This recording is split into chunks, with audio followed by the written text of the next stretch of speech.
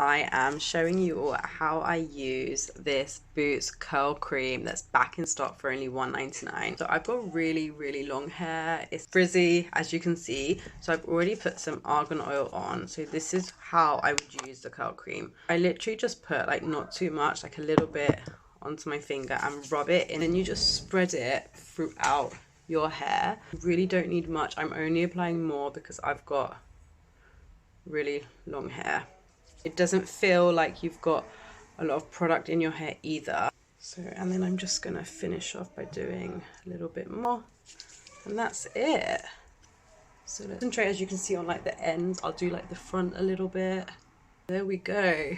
It's just enough to hold it and make it less frizzy, control the frizz. So even when I've got straight hair, like I've straightened it, I will still put this on.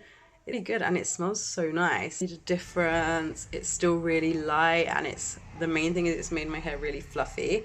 Girls that have proper ringlets, it will work really well for as well. Okay, and that's my hair all done.